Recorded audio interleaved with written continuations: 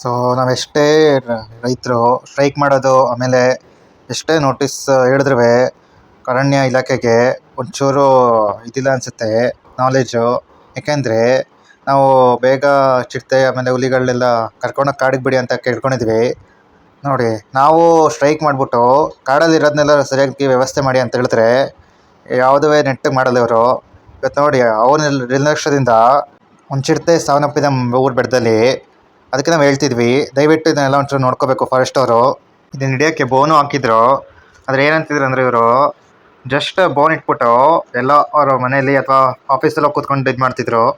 ಅಲ್ಲಿ ನೋಡ್ಕೊಳ್ತೀವಿ ನಾವು ಅಂತ ಮಾತ್ರ ಹೇಳಿದ್ರು ಅಷ್ಟೇ. ಡ್ರೋನ್ ಎಡ್ಸ್ದು ಓಡಾಡ್ಸಿದ್ರು ಅಷ್ಟೇ, ಅದು ನಮ್ಗೆ ತೋರ್ಸೋಕ್ಕೆ. ಇವತ್ತು ನೋಡಿ, ಅವ್ರು ಅವತ್ತು ಕರೆಕ್ಟಾಗಿ ಹಿಡಿದ್ಬಿಟ್ಟು ಸೇಫ್ ಆಗಿರೋ ಜಾಗ ಬಿಟ್ಟಿದ್ರೆ ಇವತ್ತು ಇದೊಂದು ಜೀವ ಉಳಿತಿತ್ತು. ಅಟ್ಲೀಸ್ಟ್ ಮುಂದಕ್ಕಾರವೇ ಈ ಥರ ಘಟನೆ ಆಗೋದಂತ ನೋಡ್ಕೋಬೇಕು ನಮ್ಮ ಫಾರೆಸ್ಟ್ ಡಿಪಾರ್ಟ್ಮೆಂಟ್ ಅವರು. ಇದನ್ನು ರಿಕ್ವೆಸ್ಟು. ನೋಡಿ, ಮರ ಕಡಿತೀರಾ, ಎಲ್ಲ ಕಡಿತೀರಲ್ಲ ಫಾರೆಸ್ಟಲ್ಲಿ ಪರ್ಮಿಷನ್ ಇಲ್ಲಿಗೆಲ್ಲ ಕೊಟ್ಬಿಟ್ಟು, ಅದ್ರ ಎಫೆಕ್ಟ್ ನೋಡಿ ಇಲ್ಲಿ ಕಾಣಿಸ್ತಿದೆ ನಿಮಗೆ. ನಮ್ಮ ಫಾರೆಸ್ಟ್ ಆಫೀಸರ್ಸು ಆಮೇಲೆ ನಮ್ಮ ಗೌರ್ಮೆಂಟ್ ಅವರು ಎಲ್ಲ ಸೇರಿಕೊಂಡು ಬರೀ ಮನುಷ್ಯನಲ್ಲ, ಜೊತೆ ಪ್ರಾಣಿಗಳನ್ನ ಕೊಲ್ಲೋಕ್ಕೆ ರೆಡಿಯಾಗಿದ್ದಾರೆ ದುಡ್ಡುಗೋಸ್ಕರ. ಇಲ್ಲಿಗೆಲ್ಲಾಗಿ ಲೈಸೆನ್ಸ್ ಎಲ್ಲ ಮಾಡಿಸ್ತಾರೆ, ಆಮೇಲೆ ರೆಸಾರ್ಟ್ ಮಾಡ್ಕೊ ಬಿಡ್ತಾರೆ. ಒಂದು ಮರನೆಲ್ಲ ಕಡಿದು ಎಲ್ಲ ಧ್ವಂಸ ಮಾಡಿಬಿಟ್ಟು ಊರು ಕಳಿಸ್ತಾರೆ ಪ್ರಾಣಿಗಳನ್ನ.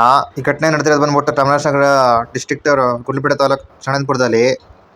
ದಯವಿಟ್ಟು ಫಾರೆಸ್ಟ್ ಆಫೀಸರ್ಗಳು ಇದನ್ನೆಲ್ಲ ತಡಿಬೇಕು ಆದಷ್ಟು ಬೇಗ. ನಮ್ಮ ಗೌರ್ಮೆಂಟ್ ಅವರು ಚಿರತೆ ಮತ್ತು ಹುಲಿಗಳು ಮನುಷ್ಯರನ್ನ ಕೊಂದರೂ ದುಡ್ಡು ಕೊಡ್ತಿರ್ಲಿಲ್ಲ, ಅದು ಪರಿಹಾರ ಕೊಟ್ಟಿರಲಿಲ್ಲ. ಅಟ್ಲೀಸ್ಟ್ ಪ್ರಾಣಿಗಳಿಗಾರು ಒಂಚೂರು ಬಗೆಹರಿಸಿ ಸಮಸ್ಯೆಗಳನ್ನ. ನನ್ನ ಕಡೆಯಿಂದ ರಿಕ್ವೆಸ್ಟ್ ಮಾಡ್ತೀನಿ ಗೌರ್ಮೆಂಟ್ಗೆ ಮತ್ತು ಫಾರೆಸ್ಟ್ ಆಫೀಸರ್ಗೆ.